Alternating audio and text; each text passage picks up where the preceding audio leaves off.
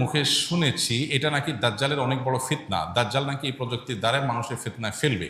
এই কথাটি কতখানি যুক্তিসঙ্গত তা কোরআন হাদিসের আলোকে পেশ করুন, আর এআই সম্পর্কে কিছু দিক নির্দেশনামূলক বার্তা দিন। এআইকে দাজ্জালের ফিতনা বলছেন অনেকেই, এটা তাদের গবেষণা, এটা তাদের ইস্তিহাদ, লাহু ফাহাম, যিনি বলেছেন এটা কোনো হাতমি বিষয় না, এটা কোনো কোরআন সুন্নাহ বর্ণিত মানসুস কোনো বিষয় না যে হ্যাঁ এআই এর ব্যাপারে হাদিস কোরআন আসছে।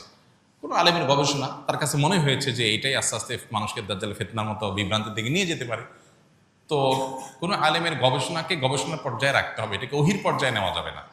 এটা হতে পারে, নাও হতে পারে, দাজ্জালের ফিতনাটা অন্য কোনোটা থেকে আসতে পারে, এগুলো কোনোটাকে নিশ্চিত বলার সুযোগ নেই। হ্যাঁ, আমাদের কাছে যদি মনে হয় যে না এটা দাজ্জালের ফিতনা, এটা থেকেই মনে হয় আসবে, তাহলে সেটাকে সেভাবে বলা উচিত, যেটা আমার ধারণা, আমার মনে হয়। মানুষকে সতর্ক আমি করতেই পারি, বাট নিশ্চিতভাবে আমি বলে দিলাম এই রাইট আমার নাই, কারণ আমার কাছে ওহি আসে নেই, এবং আমি এটা বলতে পারি না অন্য কোনো ওয়ে থেকেও দাজ্জালের ফিতনা আসতে পারে।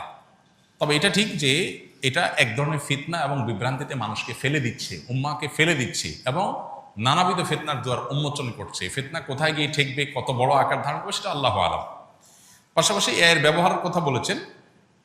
ব্যবহারের বিষয়ে এআই দিয়ে যদি শরঈ কোনো কাজ করে কেউ, গায়রে শরঈ কাজ না করে, এটা জায়েজ।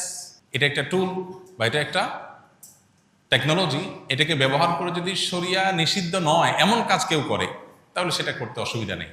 কিন্তু শরিয়া যেটা নিষিদ্ধ সেরকম কাজ যদি কেউ করে, প্রতারণামূলক কিছু করলো, কোনো সৃষ্টির অবয়ব তৈরি করলো, এমন কিছু করলো যেটা শরিয়া অনুমোদন করে না, তাহলে সেটা এআই দিয়ে করলেও নাজায়েজ হবে, অন্য কোনোভাবে করলেও কি হবে, নাজায়েজ হবে।